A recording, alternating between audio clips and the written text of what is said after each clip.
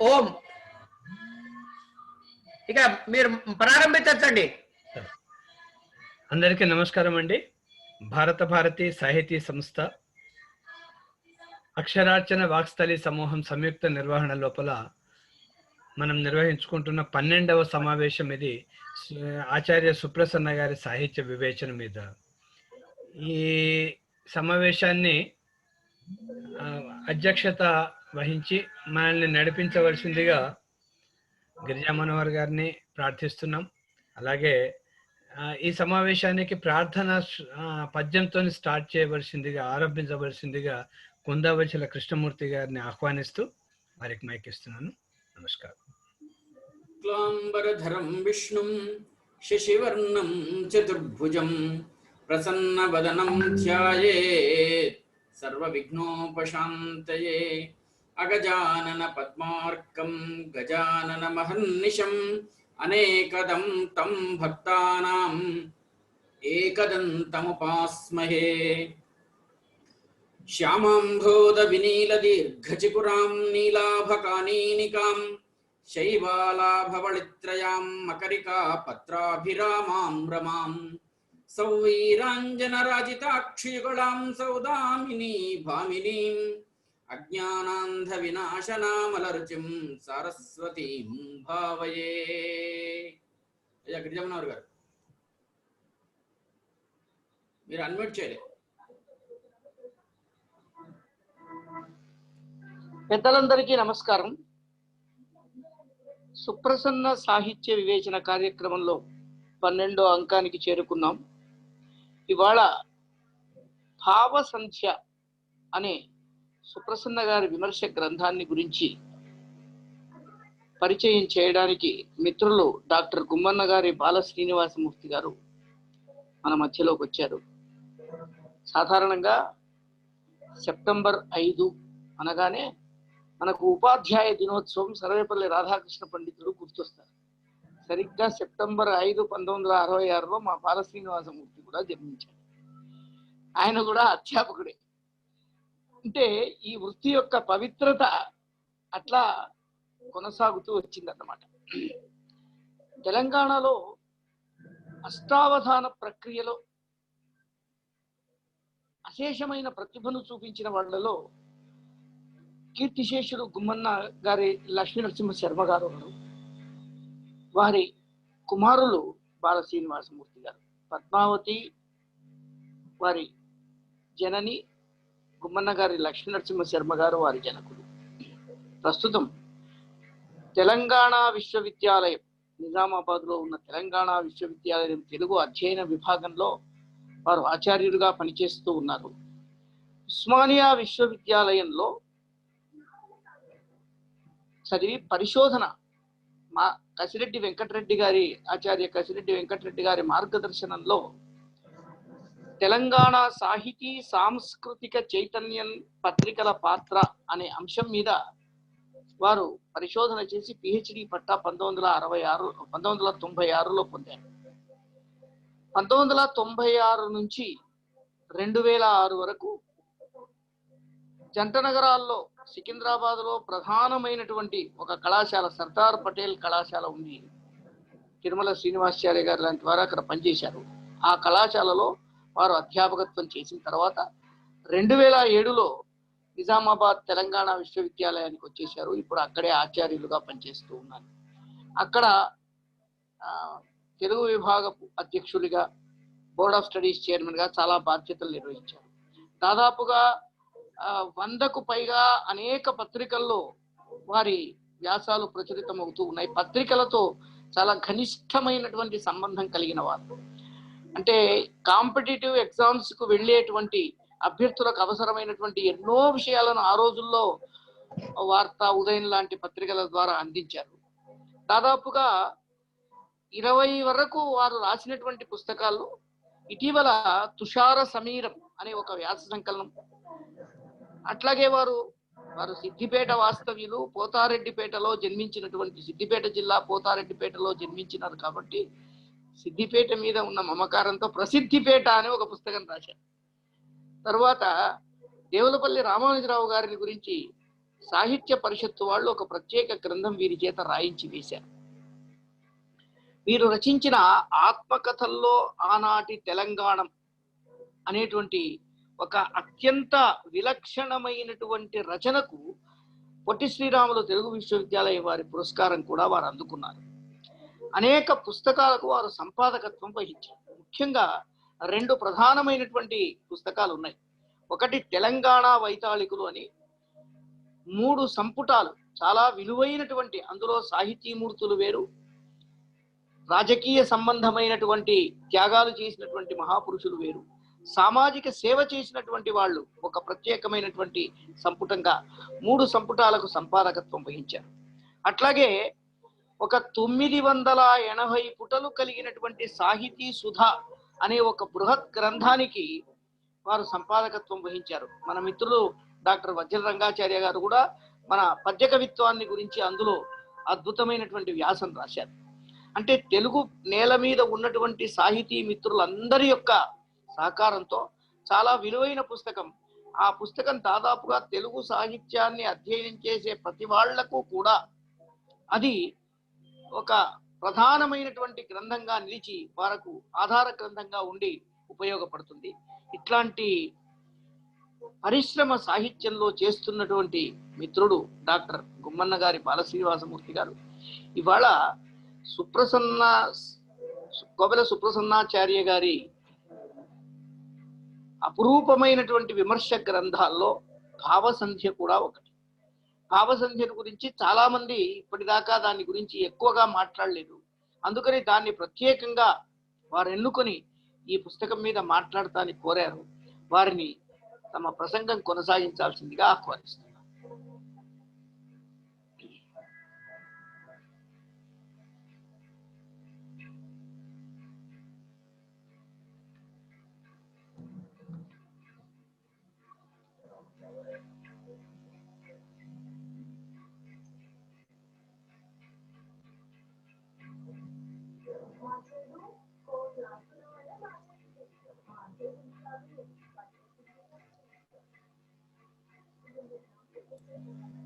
Sir Srinivasamurthy గారు, మీరు mic off ఉంది సార్, అన్మ్యూట్ చేయండి.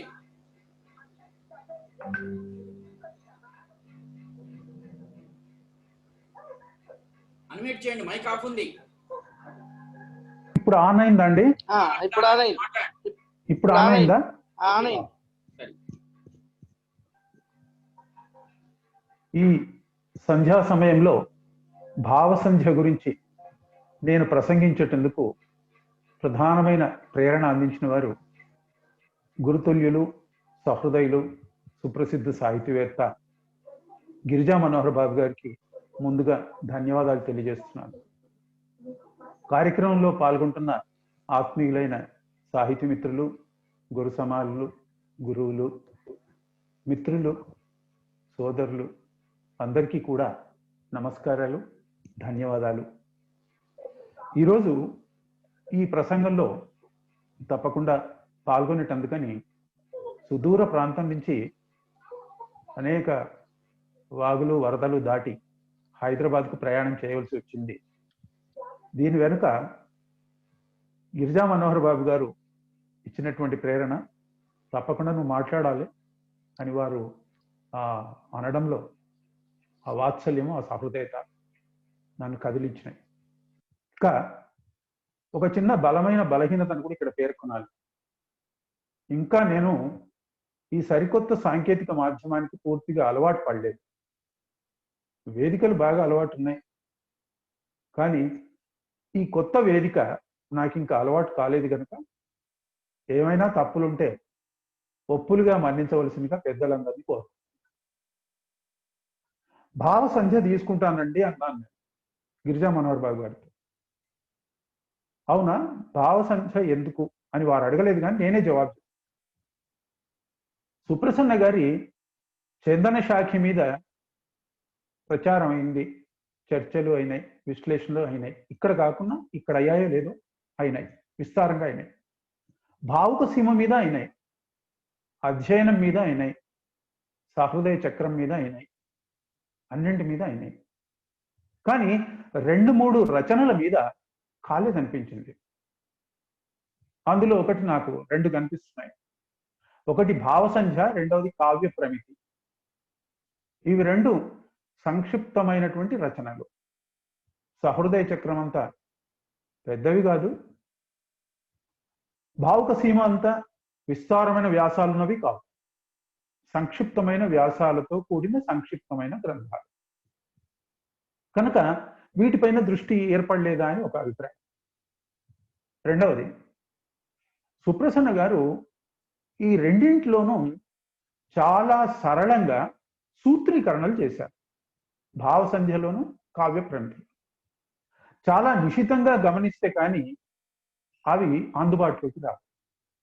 కనుక ఒకవేళ దాన్ని గనక నేను ఒకసారి సమీక్షించినట్టయితే పెద్దలైన సాహితీవేత్తలందరూ కూడా భావసంధ్యను మరొకసారి ప్రత్యేకమైన దృష్టికోణంతో అధ్యయనం చేయగలరన్న ఆకాంక్ష కూడా ఈ రోజు నా ప్రసంగం వెనక ఉన్న నేపథ్యం. ఇంకా సుప్రసన్న గారి పుస్తకాలకు వాటి శీర్షికలకు చాలా ప్రత్యేకత కనిపిస్తుంది. నాకు అప్పుడప్పుడు అనిపిస్తూ ఉంటుంది, ఒక పుస్తకం యొక్క హృదయాన్ని ఆ పుస్తకం యొక్క శీర్షిక ప్రతిబింబింపజేయాలి. అమృతం కురిసిన రాత్రి ఎంత గొప్ప శీర్షిక, స్వప్న లిపి ఎంత గొప్ప శీర్షిక. అట్లా శీర్షికల్లో ఆ ప్రతిబింబాలు కనిపించాలి. అట్లా అత్యంత లలితమైన, భావస్ఫూరకమైన, రసవంతమైన, హృదయాన్ని బాగా కదిలించేట్టుగా ఉండే శీర్షికలను విమర్శ రచనలకు కూడా ఏర్పాటు చేయడం సుప్రసన్న గారి ప్రత్యేకత. భావుక సీమ ఎంత గొప్పగుందండి. సహృదయ చక్రం ఎంత బాగుంది. చందన సాక్షి అద్భుతం. అట్లాగే ఆ మధ్యకాలంలో వచ్చిన మరొక రచన ఇటీవలి కాలంలో రసరాజధాని. ఇవన్నీ కదిలించేటటువంటి శీర్షికలు. ఇటువంటి శీర్షికలు పెట్టిన విమర్శకుడు తార్కికుడు కాదు, భావుకుడు. భావుకుడు అవుతేనే ఇటువంటి శీర్షికలు స్ఫురణకు వస్తాయి. ఇటువంటి భావుకత కొద్దిమంది విమర్శకుల్లోనే తెలుగులో కనిపిస్తుందని నేను ఖచ్చితంగా చెప్పగలను. నాకు ఇటువంటి వాళ్ళు ఒకరిద్దరు ఇక్కడ ప్రస్తావించాలనుకున్నాను. వారిలో ఒకరు ఇంద్రగంటి హనుమత్ శాస్త్రి గారు, రెండవ వారు చేకూరు రామారావు గారు. వాళ్ళు పెట్టిన గ్రంథ శీర్షికలు నాకు బాగా నచ్చినాయి. ఆ కోవలో, ఆ వరుసలో సుప్రసన్న గారి గ్రంథ శీర్షికలు కూడా భావుకతతో కూడుకున్నవి అని చెప్పడం నా ఉద్దేశం. సుప్రసన్న గారు అంటారు, భావుకత జీవితానికి ఒక వరము అని భావసంఖ్యలో. అది నిండుగా ఉన్నటువంటి విమర్శకులు, సాహితీవేత్త సుప్రసన్న గారు. సుప్రసన్న గారు భావసంఖ్య 2008లో ప్రచురించారు. తమకు 55 సంవత్సరాలుగా అత్యంత ఆత్మీయ మిత్రులైన పొట్టి శ్రీరాములు తెలుగు విశ్వవిద్యాలయం మాజీ వైస్ ఛాన్సలర్ ఆచార్య పేర్వారం జగన్నాథం గారికి ఈ గ్రంథాన్ని అంకితం చేశారు. దీంట్లో మొత్తం 47 వ్యాసాలు ఉన్నాయి, 150 పేజీలు. ఈ 47 వ్యాసాలు, వీటిని మనం వర్ణించాలి అనంటే స్వర్ణ శకలాలు, బంగారు తునకలు.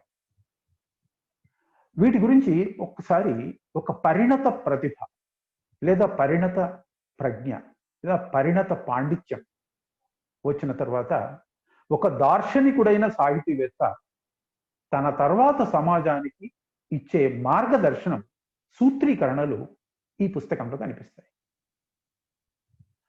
ఒక దగ్గర వారే చెప్పుకున్నారు, ఇవి పెద్ద వ్యాసాలు కాదు, వీటిలో వైపుల్యం ఉండదు, ఇవి సూత్రీకరణలు అని. నిజమే. ఆ రచనను 2-3 సార్లు చదివిన తర్వాత వారు చెప్పినటువంటి అంశం అక్షర సత్యమని నాకు అర్థమైంది. అంటే ఒక బాగా అధ్యయనంతో పండిపోయినటువంటి ఒక గొప్ప విద్వాంసి తన అభిప్రాయాలను, అనుభవాలను తన తర్వాత తరానికి మార్గదర్శకంగా అందించేటట్టుగా ఉన్న రచన ఇది. ఇది ఒక విలక్షణమైన రచన. ఇక కాలం రాయడం అనేది సామాన్యమైనటువంటి అంశం కాదు. పత్రికలో కాలం రాయడం అనేది మరి జర్నలిస్టులు, కాలమిస్టులు వాళ్ళ వృత్తి కనుక వాళ్ళు రాయొచ్చు, కానీ సాహితీవేత్తలు కాలం రాయడం అనేది అంత సులువైనటువంటి అంశం కాదు. ఒక 4-5 సంవత్సరాల పాటు జాతీయ అంతర్జాతీయ అంశాల మీద దినపత్రికలో కాలం రాసిన వాడిని నాకు తెలుసు కనుక కాలంతో పాటు కాలం రచయిత పరిగెత్తుతూ ఉండాలి. ఆ కాలం సంపాదకుల యొక్క అభీష్టం మేరకు, అంటే నిడివి కానీ అభివ్యక్తి కానీ అట్లా ఉండాలి. పెద్దవాళ్ల రచనలను ఏమాత్రం తీసేసేటందుకు వీలుండదు, ప్రచురించకుండా నిలిపివేసేటందుకు కూడా వీలుండదు. అట్లా కాలం నిర్వహిస్తూ రావడం అనేది అంత సామాన్యమైనటువంటి అంశం ఏమి కాదు. అట్లా కాలం నిర్వహించిన వాళ్ళలో గతంలో సాహితీవేత్తలలో టిఎల్ కాంతారావు గారు, చేకూరు రామారావు గారు, అప్సర్ గారు, అమ్మంగి వేణుగోపాల్ గారు, ఇట్లా కొద్ది మంది మాత్రము చాలా సుదీర్ఘకాలం పాటు కాలం నిర్వహించిన వ్యక్తులు నాకు తెలుసు. ఇట్లా కాలం నిర్వహించి 2 కాలం, ఒకటి ఆంధ్రభూమిలో కొంతకాలం పాటు రసలోకం అనే కాలం, తర్వాత రెండవది ఆంధ్రప్రభలో భావసంధ్య అనే కాలం. ఈ 2 కాలం 2006, 2007 సంవత్సరాలలో వారు నిర్వహించడం, అవి మొత్తం 47 వ్యాసాలు, ఇంకా కొన్ని వ్యాసాలు కలిపి ఈ 2 కాలంతో పాటు 1-2 పుస్తక సమీక్షలు కూడా కలిపి వారు భావసంధ్యను మన అందరికీ అందించడం జరిగింది. దీనికి ముందు మాట రాసిన సుప్రసిద్ధ సాహితీ విమర్శకులు మా గురువు గారు ఆచార్య ఎస్వి రామారావు గారు, ఇందులో ఉన్నటువంటి వ్యాసాలు సంక్షిప్తంగా ఉన్నప్పటికీ ఇవి ఎంతో ఆలోచనాత్మకంగా ఉన్నాయి అని. నిజం.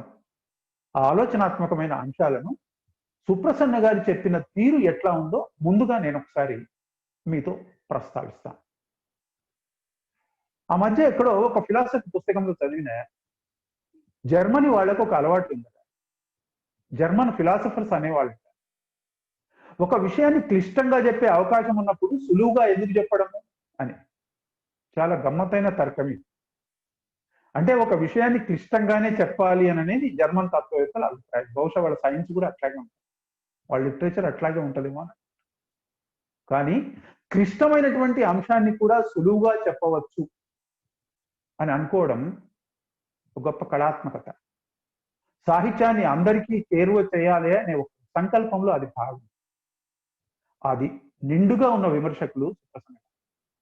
అందుకే మొత్తం వ్యాసాలలో ఎక్కడా కూడా సంక్లిష్టత అనేది కనిపించదు. సాహిత్యంతో పెద్దగా సంబంధం లేని సాహిత్య జిజ్ఞాసు కూడా ప్రారంభించిన నాటి నుంచి, ప్రారంభించిన పుట నుంచి చిట్టచివరి పుట వరకు చక్కగా చదువుకోవచ్చు.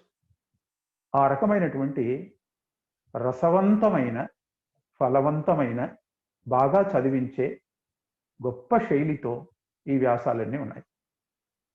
ఒక్కొక్క దగ్గర పదప్రయోగం మనకు అద్భుతం అనిపిస్తుంది. అప్రయత్నమైన పదప్రయోగాలు కనిపిస్తాయి. అప్రయత్నంగా సరిగ్గా ఈ పదం తప్ప ఈ వ్యాసంలో మరొక పదం సరిపోదు అన్నంత అద్భుతంగా ఒదిగిపోతాయి. ఒక దగ్గర రాస్తారు, నేను విద్యార్థి దశలో ఉండగా సాలప్రాంశువులైన సాహితీవేత్తలతో పరిచయం కలిగింది. ఎంత అద్భుతంగా ఉందండి ఆ పదం. కృష్ణశాస్త్రి గారి కవిత్వాన్ని గురించి చెప్తూ అది సౌదామిని జుతి అంట.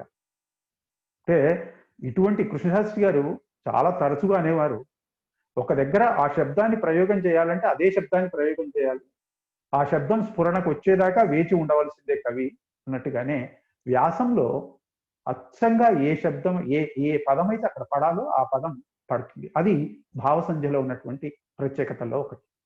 ఇంకా ఈ వ్యాసాలను చక్కగా పూర్తి చేసిన వారు సోదరులు అన్నగారు డాక్టర్ వజ్జుల రంగాచార్య గారు. వారికి ఇంత చక్కని పుస్తకాన్ని కూర్పరి అయినందుకు వారికి నేను ధన్యవాదాలు తెలియజేస్తున్నాను. దాంట్లో వరకు మాట అన్నారు, ఈ వ్యాసాలు భవిష్యత్తులో తెలంగాణ సాహిత్య చరిత్ర నిర్మాణానికి ఉపకరిస్తాయి అని. చాలా చక్కటి మాట. వారి ఒక దగ్గర తెలంగాణలో సాహిత్య చైతన్యం అన్న వ్యాసం రాశారు. ఇది ఆనాటి అవసరం. ఇప్పుడంటే తెలంగాణ ప్రత్యేక రాష్ట్రం వచ్చింది. కానీ 2006-7 సంవత్సరాల్లో తెలంగాణ ఉద్యమం రాజకీయ దశలో ఉధృతంగా ఉన్నది. ఆ సమయంలో ఆనాటి మన గొప్పతనాన్ని చెప్పవలసినటువంటి అవసరం ఉంది. అది ఆనాటి ప్రాసంగికత. దాన్ని సుప్రసన్న గారు చక్కగా గుర్తించారు. వారితో నాకు అత్యంత సాన్నిహిత్యం ఉంది కనుక వారితో ఎప్పుడు మాట్లాడినప్పటికీ 1940, 50 ఆ ప్రాంతాల్లో ఇక్కడ సజీవమైన సాహిత్య చైతన్యాన్ని గురించి చెప్పడం, ఆ అపురూపమైన విషయాలను మేము వినడం, అది మా అనుభవంలో ఉన్నదే. ఇక్కడ వారు రాసినటువంటి వ్యాసంలో చాలా గొప్ప అంశాలు ఉన్నాయి. ఆ వ్యాసం పేరు తెలంగాణలో సాహిత్య చైతన్యం. ఇది ఒక చల్లని జ్ఞాపకాల యొక్క కలబోత. దాంట్లో వారు చెప్తారు, అప్పటి సాహితీవేత్తల యొక్క కమిట్మెంట్ అది కేవలం సాహిత్యం తాలూకు కమిట్మెంట్. ఇతర ఏ అంశాలు లేవు, ఇతర ఏ ఆదర్శాలు లేవు, అంతా సాహిత్యమే అని ఆ చిన్న వ్యాసంలో వారు సూత్రీకరణ చేశారు. భాష విషయంలో, రూపం విషయంలో, అభివ్యక్తి విషయంలో తెలంగాణ కవుల మధ్య ఎటువంటి అభిప్రాయ భేదాలు లేవు అని. దాంట్లో వారు చెప్పారు, వ్యవహారిక భాష, గ్రాంధిక భాష అన్నవి ఆంధ్ర ప్రాంతానికి మాత్రమే పరిమితమైన ఉద్యమాలు తప్ప తెలంగాణలో వాటికి సంబంధించినటువంటి చర్చ ఎప్పుడూ ఆనాడు లేదు అని. ఇవన్నీ భవిష్యత్ తెలంగాణ సాహిత్య చరిత్ర రచయితలు గుర్తుంచుకొని విస్తరించవలసినటువంటి అంశాలుగా నేను భావిస్తున్నాను. మరొక అంశం నాకు అబ్బురపాటును కల్పించింది, నాకు ఆనందాన్ని కలిగించింది, నాకు ఒకంత గర్వాన్ని కలిగించింది. ఏమిటి అనంటే, తెలంగాణ రచయితల సంఘం ఆనాటి కార్యక్రమాలలో కవి సమ్మేళనాల యొక్క సంస్కృతి ప్రధాన అంశం. కవి సమ్మేళనాలు ఒకసారి నారాయణ రెడ్డి గారు ఒక్కసారి నేను వారిని ఇంటర్వ్యూ చేశాను. ఆ ఇంటర్వ్యూలో వారు చెప్పారు, తెలంగాణ రచయితల సంఘం ప్రధానంగా సాధించినటువంటి సాహిత్య వాతావరణకు ఘనత ఏమైనా ఉన్నది అని అంటే దాంట్లో ప్రధానమైంది కవి సమ్మేళనాల యొక్క నిర్వహణ.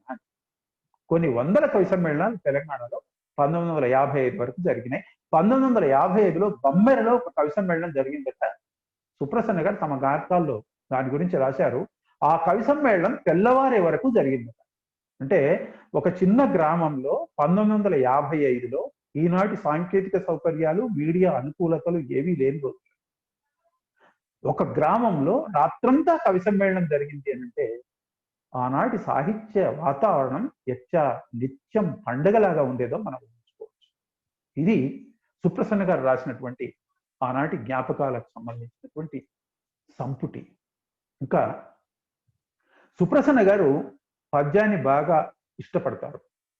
పద్యాలు రాశారు, పద్యాన్ని వ్యాఖ్యానించారు.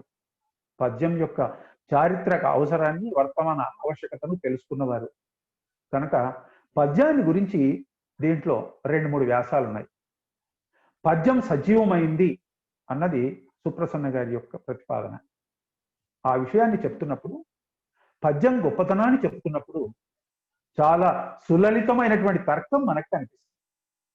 పద్యం ఎందుకు గొప్పది అని అంటూ పద్యాలలో ఒక్కొక్కరి తీరుతెన్నులను చెప్తున్నటువంటి ఆ వ్యాఖ్యానం సాహిత్యంపై సుప్రసన్న గారికి ఉన్నటువంటి ఎంత గాఢమైనటువంటి అధ్యయనశీలత వలన ఏర్పడిన అభినివేశం, దాని ఏమన్నా సాధికారికత అంట, అది ఎట్లా ఉంది. దాశరథి రచించిన పద్యాలు సవ్యసాచి ఎక్కుపెట్టిన బాణాల వలె సూటిగా దూసుకొని పోయాయి. ఇక ఇంతకంటే గొప్ప వ్యాఖ్య, అంటే ఇంతకంటే సూటి ధనంతో కూడినటువంటి వ్యాఖ్య మరొకటి ఉండదు. అట్లాగే అనుముల కృష్ణమూర్తి గారి పద్యాలు గుర్రపు స్వారీని గుర్తుకు తెస్తాయి అంట. బేతవలు రామబ్రహ్మం గారి పద్యాలు గోదావరి ప్రవాహంలాగా ఉంటాయి అంట. ఇది పద్యాల గురించి చెప్తూ సుప్రసన్న గారు చేసినటువంటి కొన్ని అద్భుతమైనటువంటి వ్యాఖ్యలు అని. పద్యం గొప్పతనం అది రాయడంలో మాత్రమే కాదు, అది చదివే వారి యొక్క ప్రతిభలో కూడా దాగి ఉంటుంది అంటూ ఒక వ్యాసంలో తాము చిన్నతనంలో చదువుకుంటున్నప్పుడు హరి రాధాకృష్ణమూర్తి గారు ఎట్లా చదివేవారు, మిగతా వారు ఎట్లా చదివేవారు, చదువుతున్నప్పుడు ఆ చదివే తీరుతెన్నుల వలన పద్యం యొక్క జీవం ఎట్లా బయటకు వస్తుంది అన్నది చక్కగా విశ్లేషించి చెప్పారు ఒక వ్యాసంలో. దాంట్లో వారంటారు, పదాల యొక్క సమ్మేళనం వలన పద్యంలో ఒక శక్తి వస్తుంది. దాన్ని చక్కగా అర్థం చేసుకొని చదవడం వలన ఆ పద్యం మనసులో నిలిచిపోతుంది, అది ఎప్పుడూ జ్ఞాపకం ఉంటుంది అని. ఇది పూర్తిగా అందరూ అంగీకరించేటటువంటి సత్యం. అంటే పద్యం ఆ రచన మీద మాత్రమే కాకుండా అది చదువుతున్నటువంటి తీరు మీద కూడా ఆధారపడి ఉంటుంది దాని వైభవం. పద్యాన్ని గురించి అన్ని దగ్గరలా చాలా చక్కని, ఇంతకుముందే చెప్పాను, పద్యంలో నిక్షిప్తమైన స్వర సంకలనం వలన చదవగానే అది మనసుకెక్కుతుంది అంటారు సుప్రసన్న గారు. ఇంకా ఇట్లా ఉంటే పద్యాన్ని గురించి చెబుతూ ఇద్దరు గొప్ప పద్య కవులను గురించి, విశ్వనాథ గారికి ప్రత్యేకమైనటువంటి స్కాలర్ సుప్రసన్న గారు, విశ్వనాథ స్కాలర్ అని మనం గుర్తించదగిన ఇద్దరు ముగ్గురు, సుప్రసన్న గారు ఒకరు జగద్విదితం. అట్లా కాకుండా ఇద్దరు గొప్ప కవుల గురించి వారు దీంట్లో వ్యాసంలో ఒక దగ్గర రాశారు. వాళ్ళు విశ్వనాథ కాకుండా కృష్ణశాస్త్రి, రాయప్రోలు. కృష్ణశాస్త్రి గారి గురించి చెప్తూ శబ్దం పట్ల కృష్ణశాస్త్రి గారికి ఉన్నటువంటి పట్టింపును, ఆయనకున్నటువంటి నిబద్ధతను గట్టిగా సమర్థించారు. ఇంతకుముందే చెప్పాను నేను, ఆయనది సౌదామిని జుతి అన్నారు. అట్లాగే రాయప్రోలు గురించి చెప్తూ రాయప్రోలు కవిత నవనీత మాధుర్యం అన్నారు. ఇది ఇట్లా ఉంటే వచన కవిత్వం మీద సుప్రసన్న గారు సవిమర్శనాత్మకమైన విశ్లేషణ చేసిన తీరు మనకు భావసంధ్యలో కనిపిస్తుంది. అంటే పూర్తిగా వచన కవిత అని అంటే వ్యతిరేకత ఏమి లేదు, వచన కవిత్వం మీద నిర్హేతుకమైన వ్యతిరేకత ఏది లేదు. ఆ మాటకు వస్తే 1954లో తాను విద్యార్థిగా ఉన్నప్పుడు కాలేజీ మ్యాగజైన్లో మృత్యుదేవి అనే ఒక వచన కవితతో తన వచన కవిత్వ రచన ప్రారంభమైంది అని కూడా చెప్పుకున్నారు. వచన కవిత్వం తోటి వచ్చినటువంటి సమస్య ఏమిటి అని అంటే, ప్రధానమైన సమస్య పాద విభజన. ఇది అంటారు సుప్రసన్న గారు, పాద విభజన. నిజంగానే మనం అందరం ఆలోచిస్తే ఆ పాద విభజన వెనుక ఎటువంటి హేతువులు కనిపించవు. మనం ఒక ఒక ఒక వచన కవితను ఒక 10 మంది కవులకు ఇచ్చి మీరు పాద విభజన చేయండి అని అంటే ఏ ఒక్కరి పాద విభజన ఒకే తీరుగా ఉండకపోవడం అనేది గతంలో సంపత్ కుమార్ గారు చేసినటువంటి ఒక ప్రయోగంలో బయటపడిందని సుప్రసన్న గారు రాశారు. హైదరాబాద్లో ఒక సమావేశం జరిగింది, దాంట్లో శ్రోతగా నేను కూడా వెళ్ళాను. అప్పుడు సంపత్ కుమార్ గారు ఈ పాద విభజన ఇవన్నీ చేస్తున్నప్పుడు అది ఎవరిది సరిగ్గా ఒకరి పాద విభజనతో మరొకరిది సరిపోలేదు. ఇటువంటి పాద విభజన అనేది సరిగ్గా లేనప్పుడు ఎట్లా ఉంటుంది అని ఈ పాద విభజన అనే సమస్య వల్లనే వచన కవిత్వం పూర్తిగా కావలసినటువంటి శాస్త్రీయతను పొందలేదు అనే అభిప్రాయం సుప్రసన్న గారి వ్యాసంలో నాకు అనిపించింది. ఆయన ఏమంటారనంటే, నిజంగా కూడా కవిత్వం ఉన్నట్టయితే అది వచనమైనా సరే పద్యమైనా సరే నిజంగా కవిత్వం ఉంటే అది కవిత్వమే అని శేషేంద్ర శర్మ గారు తన వచన కవిత్వంలో కొంత భాగాన్ని పాద విభజన లేకుండానే చేశారు. అది కవిత్వం కాకుండా పోతుందా అన్నారు. నిజంగా కూడా పాద విభజన విషయానికి వస్తే అజంతా, తిలక్ లాంటి కొద్దిమంది బాగా పేరున్నటువంటి వచన కవులు మినహాయిస్తే పాద విభజన విషయంలో సుప్రసన్న గారు వ్యక్తం చేసినటువంటి అభిప్రాయాలు పూర్తిగా నిజమైనవే అని మనకు అనిపిస్తూ ఉంటది. ఇక్కడ సుప్రసన్న గారు చేసినటువంటి ఒక వ్యాఖ్య ఎంత అద్భుతంగా ఉందో ఒక్కసారి చూడండి అని మనవి చేస్తున్నాను. నృసింహావతార గద్య గురించి చెప్తూ, చిత్రకారుడు 100 కుంచెలతో ఒక పెద్ద చిత్రపటం మీద చిత్రించిన మహాచిత్రం లాంటిది అది అంట. మళ్ళీ చదువుతాను. నృసింహావతార గద్య చిత్రకారుడు 100 కుంచెలతో ఒక పెద్ద చిత్రపటం మీద చిత్రించిన మహాచిత్రం లాంటిది అంట. ఇది ఇట్లా ఉంటే సుప్రసన్న గారికి తన స్వస్థలమైనటువంటి వరంగల్ పట్ల బాగా అభిమానం సహజంగా ఉండేదే. వారు అనేకమైనటువంటి వరంగల్ సాహిత్యానికి సంబంధించిన అనుభవాలు చెప్తూ ఉంటే, జ్ఞాపకాలు చెప్తూ ఉంటే కొన్ని గంటల పాటు వినడం అనేది నాకు అనుభవంలో ఉన్న సంగతి. వారు వరంగల్కు సంబంధించినటువంటి ముగ్గురు కవుల గురించి భావసంధ్యలో వ్యాసాలు రాశారు. ఈ 3 వ్యాసాలు చాలా ప్రత్యేకమైనవి, అందుకని ఇక్కడ నేను ప్రస్తావిస్తున్నాను.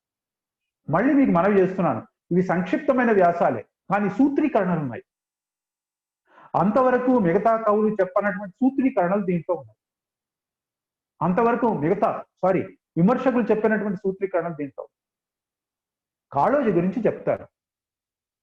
కాలం కదా, చిన్న వ్యాసమే, పెద్దగా అనేక పుటలతో విస్తరించే అవకాశం అక్కడ లేనే లేదు. ఆ వ్యాసంలో సుప్రసన్న గారు ఒక మాట అన్నారు, కాళోజీ కవిత్వంలో వాడిన భాష లాక్షణికమైన భాష అని. దీని గురించి పరిశోధన కూడా చేయవచ్చు. ఎందుకంటే అప్పటిదాకా చాలా మంది విమర్శకులు చెప్పనటువంటి సూత్రీకరణ ఇది. రెండో మాట అంటారు, నిజాం కాలం అంటే హైదరాబాద్ పై పోలీస్ చర్య, హైదరాబాదు విశాల భారతావనంలో విలీనం కాకముందు నాటి సాహిత్య సాంస్కృతిక చైతన్యానికి, సాహిత్య సాంస్కృతిక వాతావరణానికి సజీవమైన ప్రతీక కాళోజీ అంటారు. చాలా చక్కని వ్యాఖ్య. ఇంకా ఏమంటారంటే వర్తమానంతో పాటు నడిచినటువంటి కవి అంటారు. ఇది ఇట్లా ఉంటే అనుముల కృష్ణమూర్తి గారు ఇంగ్లీష్లో కొంతమంది కవుల గురించి, కొంతమంది రచయితల గురించి వ్యాఖ్యాతలు ఒక వాక్యము కవితాత్మకంగా, కళాత్మకంగా చెప్తూ ఉంటారు. అయ్యా, ఆయన రాసిన దానికంటే రాయందే ఎక్కువ. ఇది తెలుగులో ఎక్కువగా ప్రచారంలో లేదు, కానీ ఇంగ్లీష్లో ఉన్నట్టు విన్నారు. ఇంగ్లీష్లో జర్నలిస్టుల గురించి కూడా చెప్తూ ఉంటారు, ఆయన రాసిన దానికంటే రాయందే ఎక్కువ.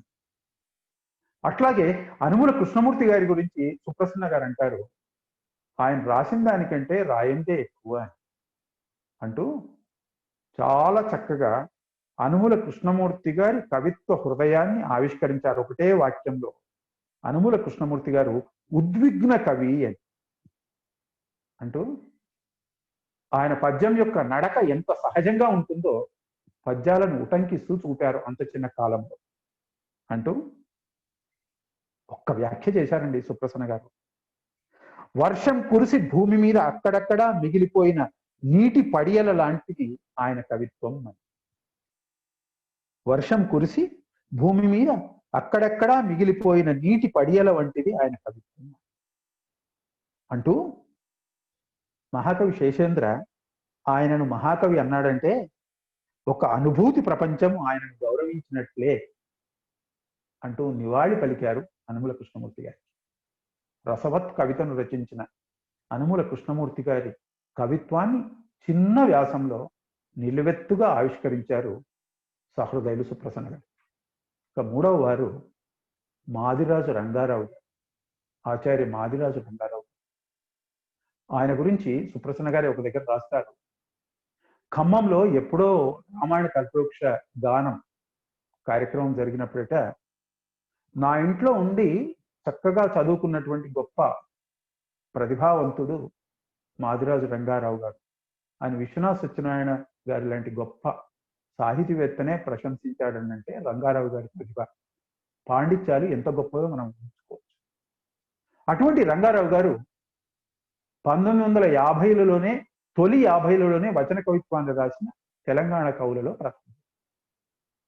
సుప్రసన్న గారు వారి గురించి ఒక మంచి వ్యాసాన్ని రాసి దాంట్లో పరిణామ క్రమం ఎట్లా ఉంది, రంగారావు గారి పరిణామ క్రమం వచన కవిత్వంలో ఎట్లా ఉందో చక్కని విశ్లేషణ ఇస్తూ కుందుర్తి కంటే ముందే తెలంగాణలో వచన కవిత్వాన్ని రచించిన కవి మాదిరాజు రంగారావు గారు అని రంగారావు గారి కవిత్వాన్ని గురించి ఒక వ్యాఖ్య చేశారు. వాచ్యం కాని వచన కవిత్వం.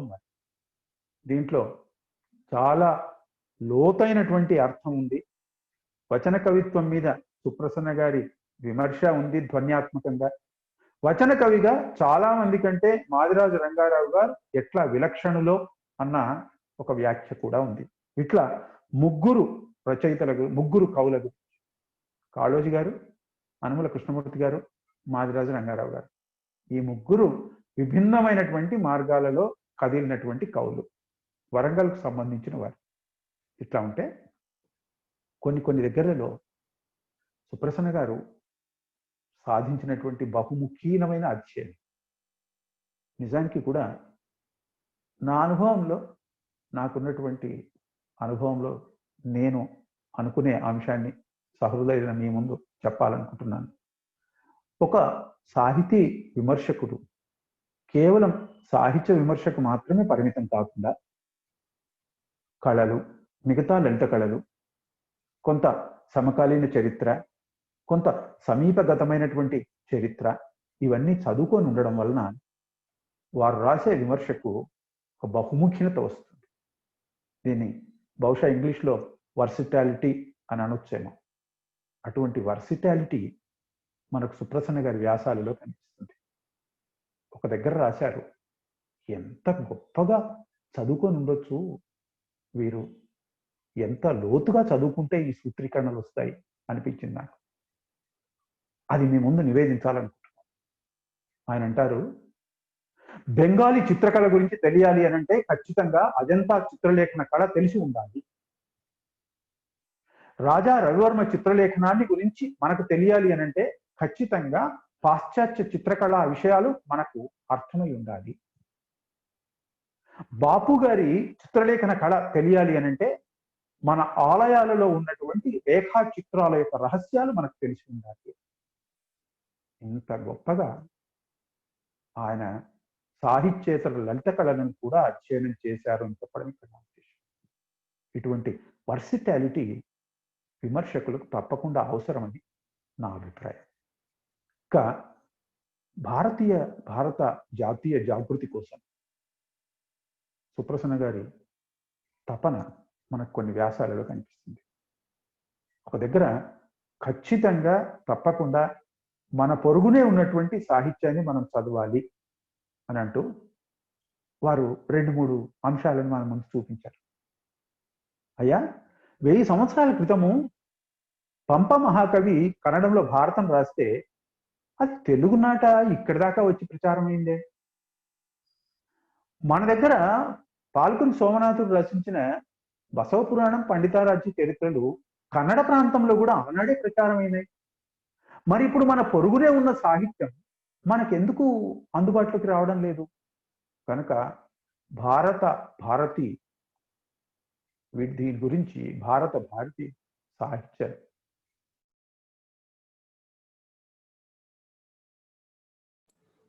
సార్ మైక్ ఆన్ చేసుకోండి సార్.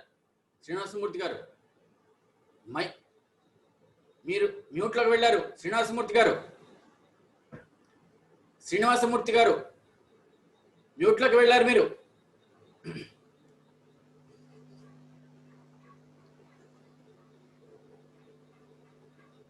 సార్ శ్రీనివాసమూర్తి గారు వినబడదేం అయ్యా? మీరు మ్యూట్ లో ఉన్నారు. ఇప్పుడు వచ్చిందండి. మాట్లాడండి. ఇప్పుడు సంస్కరణవాదం దగ్గరికి వచ్చినామండి. కాదండి, మీరు పాలకురికి సోమనాథుడు గ్రంథం అక్కడికి వెళ్ళడం వరకు వచ్చింది, తర్వాత మిస్ అయ్యాం. అయ్యా, మళ్ళీ స్టార్ట్ చేస్తున్నాను. చూడు ఏమిటి అంటే భారతి అంటే భారతి వివిధ భాషా సముజ్వలత కోసం ఆదాన ప్రదానాలు, అనువాదాలు ఇవి జరగాలని, విరివిగా ఉండాలని చెప్తూ ఇంకొక అంశం, ఎప్పుడైనా సరే సాహిత్యం అధికారపు సంకెళ్లకు ఒదిగి ఉండకూడదు అని అంటారు. అంటూ వారు ఎమర్జెన్సీ నాటి విషయాలని చెప్పారు. చెప్పి 1975-76 ఆ ప్రాంతంలో ఎమర్జెన్సీ ఉన్న సందర్భంలో కొంతమంది కవులు ఎమర్జెన్సీని సమర్థిస్తూ కవిత్వాన్ని రాసిన సంగతిని 2 వ్యాసాలలో ప్రత్యేకంగా ప్రస్తావించి ఆ రోజు వారు ఎమర్జెన్సీలో కారాగార వాసాన్ని అనుభవిస్తున్నటువంటి సాహితీవేత్తలకు వీరు పరోక్షంగా చేసినటువంటి పనులు కానీ, అప్పుడు సాహిత్య సంబంధమైనటువంటి పనులు ఏమిటి అనేది చెప్పి, ఎప్పుడైనా సరే సాహిత్యం అనేది ఎట్టి పరిస్థితుల్లోనూ అధికారపు సంఖ్యలకు ఒదిగి ఉండకూడదు అని నిష్కర్షగా వ్యాఖ్యానిస్తూ ఏమన్నారు అనంటే, నత్కీరుడు మన ఆదర్శం కావాలి అంటారు. ఇది గొప్ప ఆదర్శం, గొప్ప మార్గదర్శనం అంటూ ఏమంటారు, తాత్కాలిక ప్రయోజనాల కోసం రచించే సాహిత్యం కాలపు శ్మశానంలోకి వెళ్ళిపోక తప్పదు. తాత్కాలిక ప్రయోజనాల కోసం రచించే సాహిత్యం కాలపు శ్మశానంలోకి వెళ్ళిపోక తప్పదు అంటారు. ఇంతకుముందే సంస్కరణవాదం గురించి మాట్లాడినప్పుడు మనకేదో సాంకేతికమైన అవరోధం వచ్చింది. మళ్ళీ చెప్తున్నాను, సంస్కరణలు గొప్పవే, కానీ అవి భారతీయ ఆత్మతో ఉండాలి అన్నది సుప్రసన్న గారి అభిప్రాయం. ఈ సందర్భంగా పాశ్చాత్యులు ఆనాడు అనుకరించినటువంటి నైతిక ఆదర్శాల ప్రాతిపదికగా తెలుగు సీమలో, ప్రధానంగా కోస్తాంధ్ర సీమలో వచ్చినటువంటి సంస్కరణ వాదంలోని కొన్ని లోపాలను సున్నితంగా చూపించారు. దాంట్లో ప్రధానమైనది కళలను, లలిత కళలను బాగా దూరంగా పెట్టడం అనేటటువంటి ఒక వాళ్ళ ఆదర్శం, సంస్కరణవాదుల ఆదర్శం. అది మంచిది కాదు అని చెప్తూ పెద్దాడ రామస్వామి గారు అనే బ్రహ్మ సమాజీయుల యొక్క అభిప్రాయాన్ని, నటరాజ రామకృష్ణ గారితో వారు వెల్లడించినప్పుడు తమ అభిప్రాయాన్ని ప్రకటిస్తూ చక్కగా ఆ తార్కికతను చేకూర్చారు ఆ వ్యాసాన్ని. ఇది ఇట్లా ఉంటే, ఈ మొత్తం వ్యాసాలను ఒకసారి పరిశీలించిన తర్వాత నాకు అనిపించింది ఏమిటి అని అంటే, తన అభిప్రాయాలను ఒక పరిణత పాండిత్యం ఉన్నటువంటి విమర్శకులు, సామాజిక నిబద్ధత, జాతీయ నిబద్ధత ఉన్నటువంటి విమర్శకులు చిన్న చిన్న వ్యాసాలలో అయినా సరే అల్పాక్షరాలలో అనల్పార్థ రచన అన్నదానికి కట్టుబడి ఏ రకంగా చేయవచ్చు అనేది మనకు సుప్రసన్న గారు దీంట్లో ఈ భావ సంధ్యలో మనకు నిరూపించినట్టుగా కనిపించింది. ఇక్కడ నేను చెప్పగలిగే మరొక అంశం ఏమిటి అనంటే, ఈ భావసంధ్య వ్యాసాలు అన్నీ కూడా సాహిత్య విమర్శ అని నేను ఇక్కడ చెప్పడం లేదు. వీటిలలో కొన్ని మ్యూజింగ్స్ స్వభావంతో కూడినవి ఉన్నాయి, కొన్ని సాహిత్య విమర్శకు బాగా దగ్గరగా ఉన్నాయి. వీటిలలో ఉన్నది ప్రత్యేకంగా ఆనాటి అంశాలను మన ముందుకు తీసుకొని రావడం, తాము చెప్తున్నటువంటి అంశాలకు సోపపత్తికమైనటువంటి పునాదిని మన ముందు పెట్టడము, చిన్న చిత్రం, చిన్న క్యాన్వాస్ మీద పెద్ద చిత్రాన్ని సమర్థవంతంగా వేయడం, అది ఎట్లా వేయాలో మనం తెలుసుకునేటట్టుగా చక్కగా వ్యాసాన్ని రాసి మన ముందు చూపించడం. ఇది బహుశా సుప్రసన్న గారు ఇంత సంక్షిప్తమైనటువంటి వ్యాసాలు బహుశా కావ్య ప్రమితిలో తప్ప మనకి ఎక్కడ కనిపించవు. ఈ వ్యాసాల ద్వారా నాకు అర్థమైంది, జాతీయ జీవనానికి సంబంధించి సాహిత్యం నిర్వహించవలసినటువంటి బాధ్యత ప్రధానమైంది, చాలా గొప్పది. ఎప్పుడైనా సరే దేశీయమైనటువంటి విలువలను, జాతీయమైనటువంటి విలువలను ఎప్పుడు విస్మరించకూడదు. సాహితీవేత్తకు పరమాదర్శాలు ఉంటాయి. వాటిలో అధికారపు ఛాయలకు పూర్తిగా వెళ్ళిపోకుండా స్వతంత్రించి జాతీయ జీవనానికి, జాతీయ జీవనం యొక్క ఇంతకుముందే చెప్పిన సముజ్వలతకు దోహదపడేటట్టుగా రచనలు చేయాలి. తర్వాత మన సంప్రదాయ సాహిత్యానికి ప్రాణమై నిలిచినటువంటి పద్యాన్ని పరిరక్షించుకోవాలి. అట్లాగే మన ప్రాచీన సాహిత్య సంపదను కాపాడుకోవాలి. దేశీయమైనటువంటి పదప్రయోగాలు తప్పకుండా చేయాలి. అప్పుడప్పుడు సాహిత్యాన్ని భావసంధ్య లాంటి వ్యాసాల ద్వారా పునర్మూల్యాంకనం కూడా చేయాలి, పునఃసమీక్ష కూడా చేయాలి అన్న అభిప్రాయం ఈ భావసంధ్య వ్యాసాల ద్వారా వారు వెల్లడించారు. నాకు ముందే నేను మీకు మనవి చేసినట్టుగా ఈ వ్యాసాలు అన్ని సాహిత్యానికి సంబంధించినవి కావు, కానీ ఉన్న వ్యాసాలలో అనేకమైనటువంటి సూత్రీకరణలు ఉన్నాయి కనుక కొన్నింటిని నాకు ఇచ్చినటువంటి ఈ నిర్దిష్టమైనటువంటి కాల వ్యవధిలో మీతో మనవి చేసేటందుకు నేను ప్రయత్నించాను. ఇప్పుడిప్పుడే ఎదుగుతున్నటువంటి సాహిత్య విమర్శకులకు భావసంధ్య ద్వారా సుప్రసన్న గారు ఇచ్చిన పరోక్షమైన సూచన నేను చెప్పదలుచుకున్నాను. ఏమిటి అనంటే, రేపు భవిష్యత్తులో సుదీర్ఘమైనటువంటి సాహిత్య వ్యాసాలకు రేపటి సాహితీ జగతిలో చోటు ఉండకపోవచ్చు. కనుక సంక్షిప్తమైనటువంటి సాహిత్య వ్యాసాలను రాయడం అనేది ఒక సాధనగా మార్చుకోవడం అవసరం. అంతేకాదు రేపటి సాహిత్య సమాజం సంక్లిష్టమైనటువంటి అభివ్యక్తులను ఇష్టపడకపోవచ్చు. కనుక వాళ్లకు బాగా అర్థమయ్యే రీతిలో, సరళమైనటువంటి తీరులో, మంచి శైలిలో వ్యాసాలు రాయడం అవసరం అనేది మనకు ఒక పుష్కర కాలం క్రితమే భావసంధ్య ద్వారా మనకు చెప్పినటువంటి సుప్రసన్న గారు. ఆ మార్గాన్ని మనం అనుసరిద్దాం. చాలా చక్కని అభివ్యక్తితో, అనేకమైనటువంటి మౌలికమైన వినూత్న అంశాలతో వ్యాసరచన కొనసాగించేందుకు వర్ధమాన విమర్శకులు తప్పకుండా భావసంధ్యను ఒకసారి చదవాలి అని కోరుకుంటూ, ఈ అవకాశం ఇచ్చినటువంటి గిరిజా మనోహర్ బాబు గారికి, మిగతా సాహితీ మిత్రులకు, చాలామంది పెద్దలు ఈరోజు శ్రోతలుగా ఉండడం నా అదృష్టంగా భావిస్తున్నాను. ముందే మీకు మనవి చేశాను, ఈ మాధ్యమం నాకు బాగా నవీనము, ఇది నిత్యము నవీనమే అవుతున్నది. కనుక ఏమైనా కానీ లోటుపాట్లు ఉంటే నన్ను మన్నించవలసిందిగా కోరుకుంటూ మీ అందరికీ ధన్యవాదాలు తెలియజేస్తూ ముగిస్తున్నాను. నమస్కారం. నమస్కారం అండి. నేను రామ్మూర్తి. అయ్యా నమస్కారం. నమస్కారం. చాలా చక్కటి ప్రసంగం. మాలాంటి వాళ్ళకి మార్గదర్శన చేసినటువంటి ప్రసంగాన్ని చేశారు. రెండు నన్ను బాగా ఆకట్టుకునేవి. ఒకటి, పద్యం రాయటమే కాదు, దాన్ని చదివే విధానము తెలియాలి. ప్రజెంటేషన్ స్కిల్స్ చాలా ఇంపార్టెంట్, చాలా ముఖ్యమైనవి. ఈ ప్రజెంటేషన్ స్కిల్స్ లేకపోతే మనం ఎంత ఉదాత్తమైనటువంటి విషయాన్ని చెప్పినా కానీ అవతలి వాడికి అర్థం కాదనేది. రెండవది, సాహిత్యం లోపల భారత జాతీయతనే కాకుండా జీవన విధానం ప్రతిబింబించాలనేది ఒక చక్కని రెండు చాలా చక్కని మాటలు ఇవి. నాకైతే ఇవి రెండు బాగా నచ్చాయి సార్. మొత్తం చక్కని ప్రసంగం చేసిన మీకు కృతజ్ఞతలతో ధన్యవాదాలు సార్. గిరిజా మనోహర్ గారు.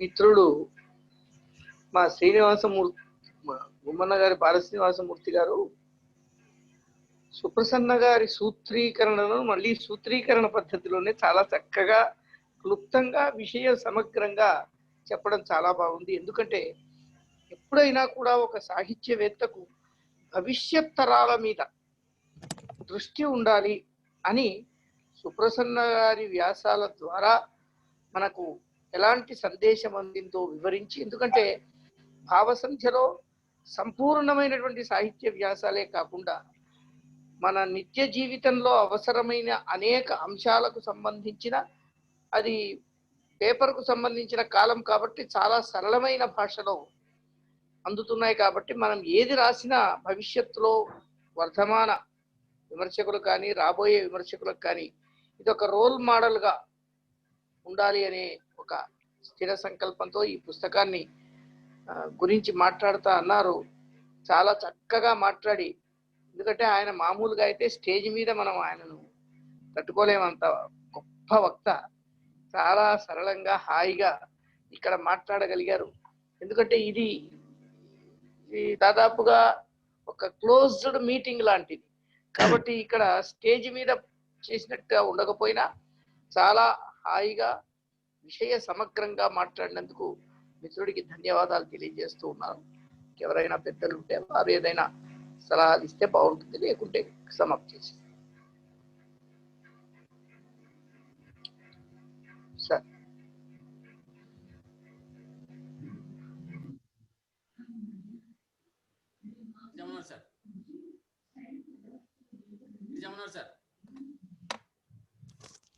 సార్ నుదురుపాటి వారు ఉన్నారు సార్. సీతాపతి గారు మీ స్పందన చెప్పాలి.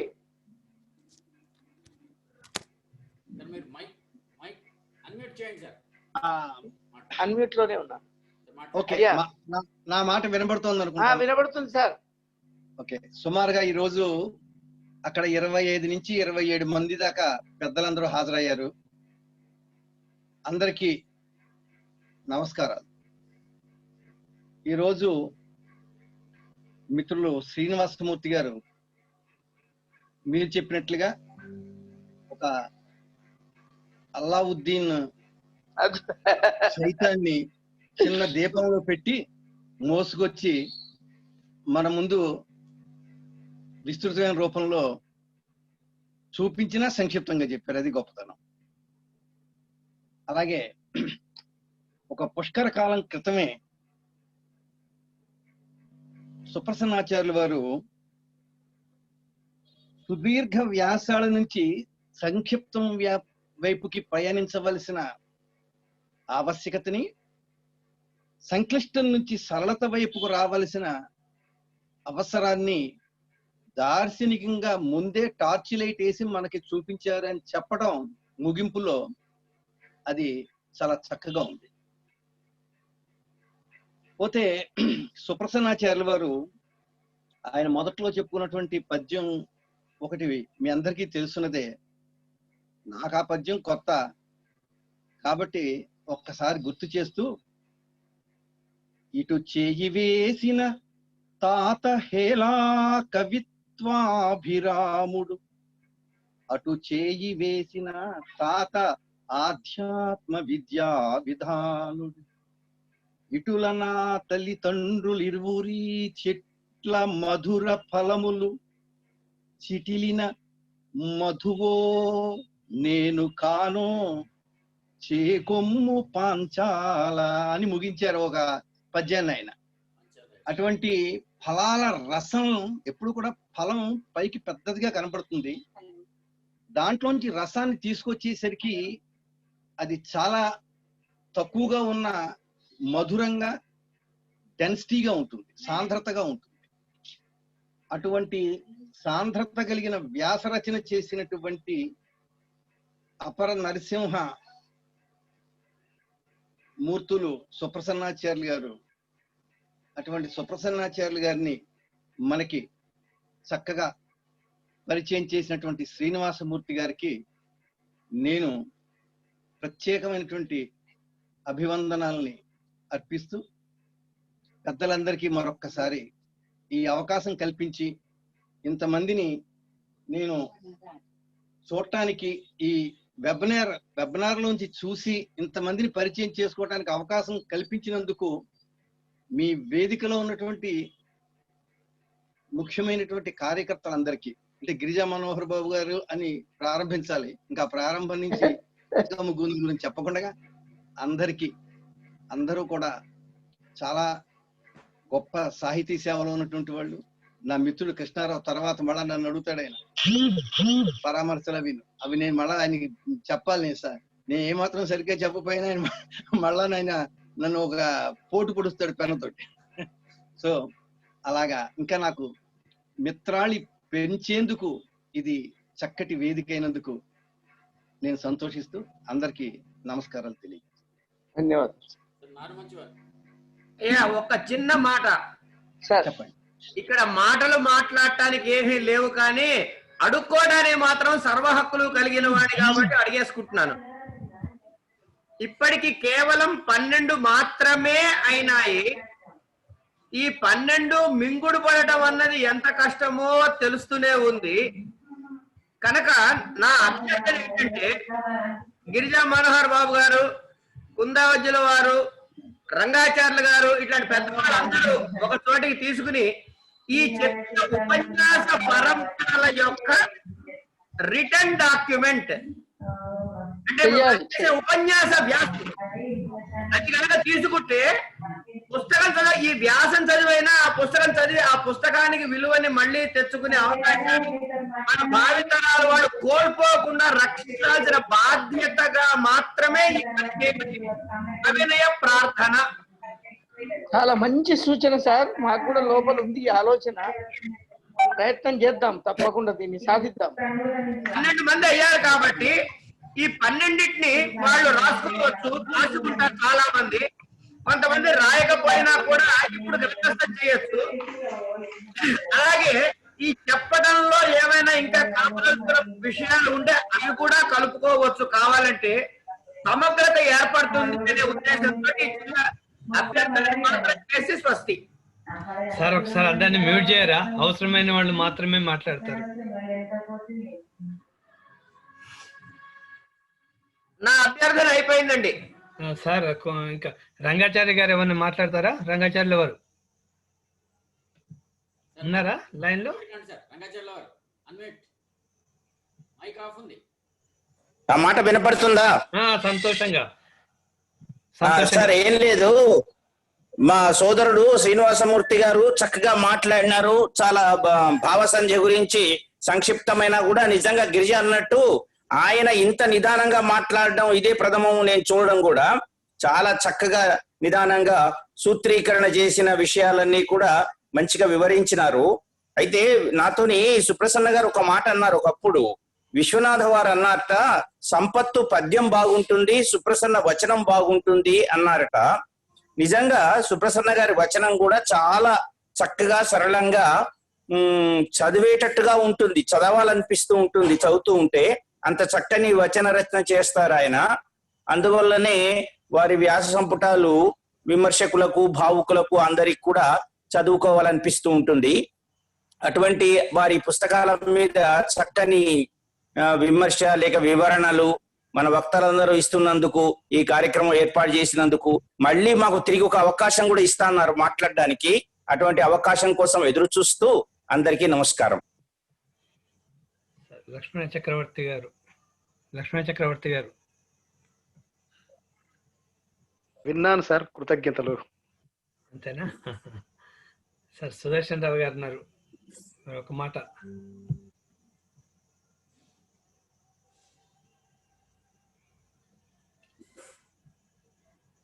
అయ్యా నమస్కారం. సార్ సుదర్శన్ రావు. నేను సాహిత్యం అంటే అభిమానిని మాత్రమే. సాహిత్యం నాకు పెద్దగా పరిచయం ఉందని చెప్పుకోవడానికి అవకాశం లేదు.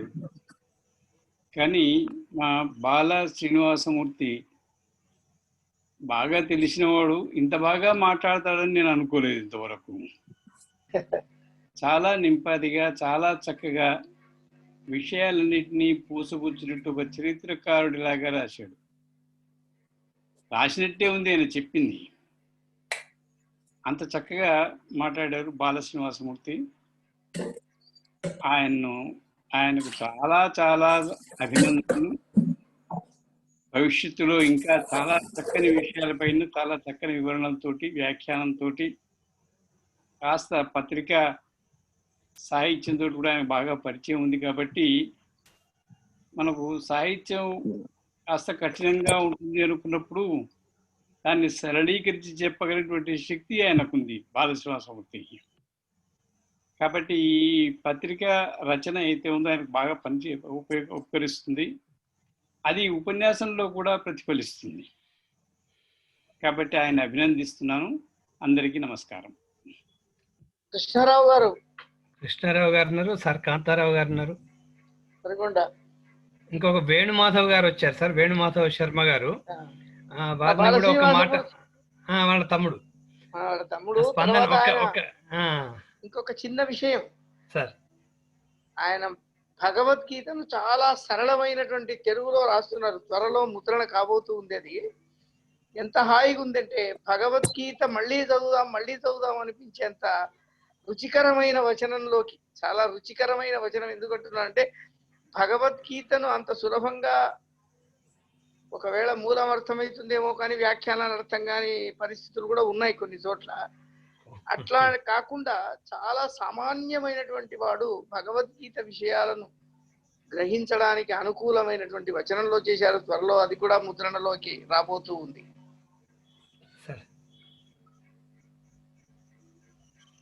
వేణుమాధవ శర్మ గారు ముందు కాంతారావు గారు మాట్లాడమనండి. సార్ చెప్పండి సార్. కృష్ణారావు గారు చెప్పండి. ఓకే, బాల శ్రీనివాసమూర్తి గారు, ఈ రోజు నుంచి మీరు ప్రౌఢ శ్రీనివాసమూర్తే, అనుమానం లేదు. ఎందుకంటే భవిష్యత్ తరాలు ఎలా ఉంటాయో, రేపు ఎటువంటి వ్యాసాలు రాయబోతారో కూడా మీరు చెప్పారు. ఆ విధంగా తర్ఫీదుని ఇవ్వటం మంచిదని అర్థమైంది. ఎందుకంటే వ్యాసాలు రాసేటప్పుడు సంక్షిప్తంగానే ఉండాలా. ఇది ఒక మోడల్ గా తీసుకుందాం సార్. ధన్యవాదాలు.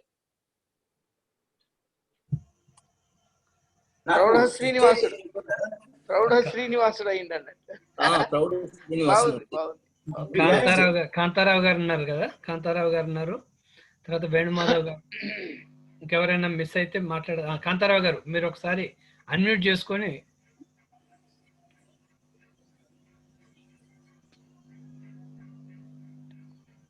అయ్యా అందరికీ నమస్కారాలు.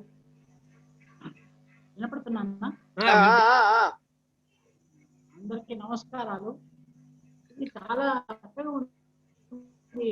ఎందుకంటే రచయితకి క్లాసులు ఉండవు, ఏదో తోచింది రాసుకుపోవడమే ఉంటుంది. కానీ రచయితకి క్లాసుల కింద అనుకుంటున్నాను. చాలా విషయాలు నేర్చుకుంటూ ఉన్నాను. ప్రతివాళ్ళు చాలా చక్కగా మాట్లాడుతున్నారు, సంతోషంగా మాట్లాడుతున్నారు. నేర్చుకోవాల్సిన అంశాలు చాలా ఉన్నాయి అట్లా కనమాట. అయితే ఒకటి మొన్న లక్ష్మీ చక్రవర్తి గారి ఉపన్యాసానికి సంబంధించి అది రికార్డు లేదు. అది ఒకసారి నాకు గుర్తిస్తే బాగుంటుంది, అది వినలేకపోయింది.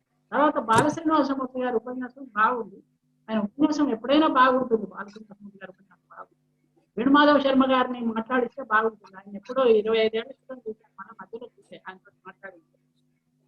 అందరికీ నమస్కారం, ధన్యవాదాలు. వేణుమాధవ్ శర్మ గారు. అందరికీ నమస్కారాలు.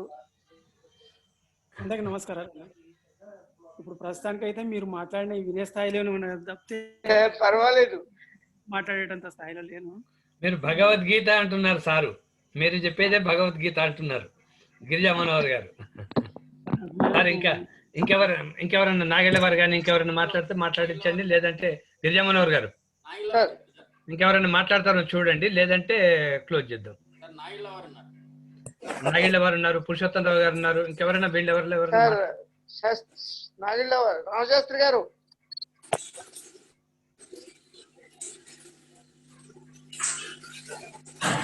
ప్రభాకర్ రావు గారు మీరు ఏమైనా మాట్లాడతారా? చేయొద్దండి, ఒకవేళ మాట్లాడేటుంటే చేయలేపటండి మీరు, అంతే. లేక మీరు ఆ మ్యూట్ లో రామశాస్త్రి గారు మైక్ అన్మ్యూట్ చేయండి. మైక్ అన్మ్యూట్ చేసుకోవట్లేదు రామశాస్త్రి గారు. మైక్ అన్మ్యూట్ చేయండి.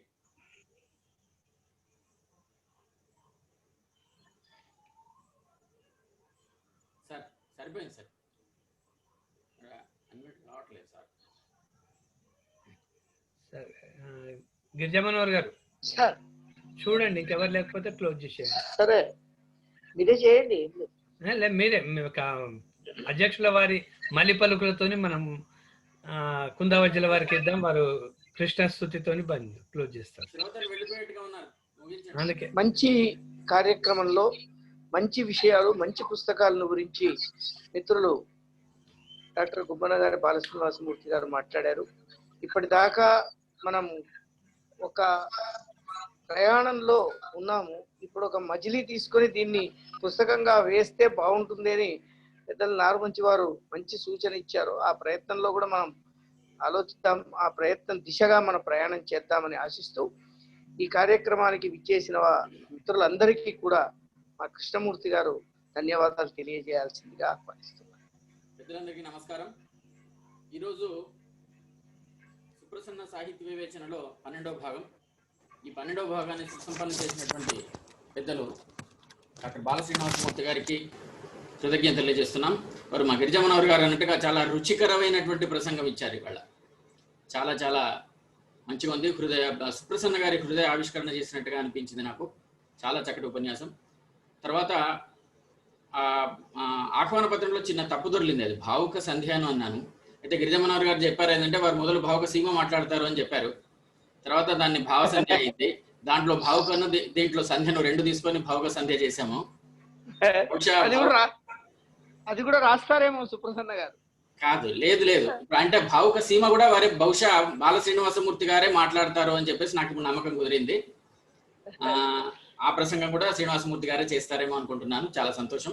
ఈనాటి కార్యక్రమాన్ని కృష్ణస్థితితో ముగించుకుందాం.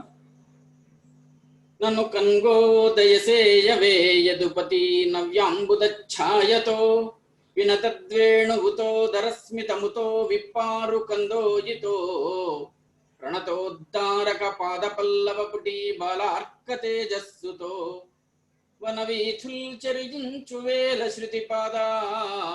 గోపికా వల్లభ. నమస్కారం.